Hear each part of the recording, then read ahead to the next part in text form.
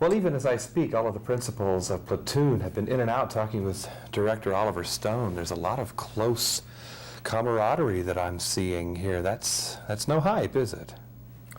Well, I think the training program that sort of worked, they bonded together in a sort of infantry way that it's amazing. They stayed together through the film, and even afterward they get together. Do you think some of this might be reflected in years to come when they might get together and remember that they were part of this platoon, so to speak? Yeah, it's funny, but I think Dale Dye, who you talked to, we molded them. He's a good leader of men. He was a company leader in Vietnam, 20-year Marine, and I think he taught them an esprit de corps. We have a tendency sometimes to say, well, it's only a movie.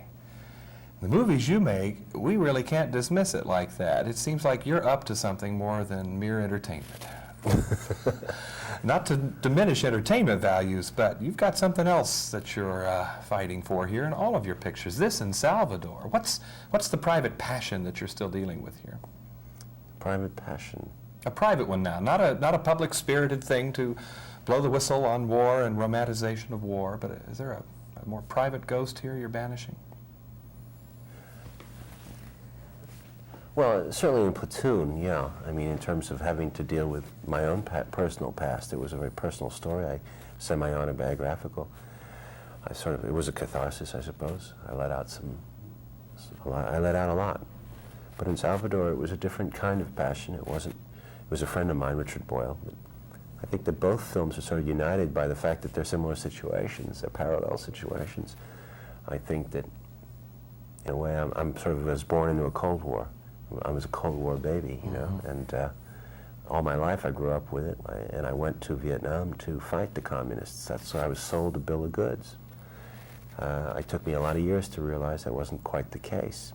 It was much more complicated than that. And then I see the same situation 10 years, 15 years later in Salvador and Honduras, where I was last year, where you same GIs are going back, young kids, they don't even hardly remember Vietnam, and they're thinking that they're fighting the communists over in Nicaragua. I mean, this is a whole pattern that I've seen again in my lifetime, and I know that it's wrong. And if my films in some way can get us off this Cold War track, where we start to really rationalize and deal with communism as a human being, rather than as a force, as an idea, as an ideology. If we can negotiate with them, if my films can in some way help us to get off this Cold War track, we will survive, I think, into the next century. And it's certainly one thing to target your audience accordingly and say statesmen, politicians, and the veterans. But you also said that you want the mothers to see this picture. I find that fascinating. Could you elaborate on that? Well, the mothers are a serious political force. They are very strong. What they really want comes out in the political body. If they don't want their sons to go to war, they're going to be the ones that stop it. As I think they played a large role, women in the Vietnam protests. I think a mother who sees the movie, knows what war is going to be very reluctant to send her son to Nicaragua. Now, you have called depicted violence, as we see it primarily on television, say Saturday morning, sitcoms, things like that. You've called that kind of violence hypocrisy. You're after something different in your films. Can I elaborate on that? Well, you have to show an audience what really the stakes are. You have to show them what violence really is. If you do a film about Salvador, in Salvador, democracy is not a debate. It's a life and death issue. People get killed for saying what they think. So you don't want to just make it like a Miami Vice kind of death where somebody drops dead. You want to show what death is really like, what shock is, what loss is, what torture means.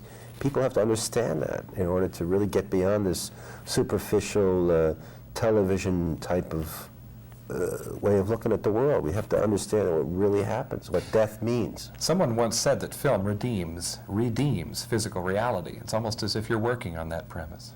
Who said that? That's a good Siegfried point. Krakauer. It's as if we've lost it all around us. We don't see it anymore. Film brings it back.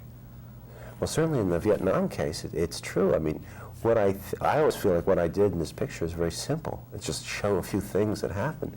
And the reaction has been stupendous, enormous, much bigger in proportion than I thought. Now, I'll tell you, I don't think it's at all crass to bring up Oscars, because the more attention this picture gets, the better for everyone, including audiences. What about Oscars? Any predictions, any anticipations for 2 pictures now, not just 1? Well, no, you know, I hope Platoon gets some nominations. I hope Salvador does too, but I think Platoon has a better shot now because it's been accepted more, and it's not as close to us as it's more of an American issue than Salvador. Salvador is still, to them, many people, a Spanish issue. But in Platoon's case, it would certainly help. Oscar nominations make a difference. More people go to the movie, and that's what I want. I want people to go see the movie. Finally, just a little bit of time left. Is there an Olver Stone that is still back in Vietnam? A part of you, a sensibility of you, a stage of your life that's still back there? Sure. Yeah, a piece of me was lost over there. You know, they say a lot of vets say a part of their youth died in Vietnam.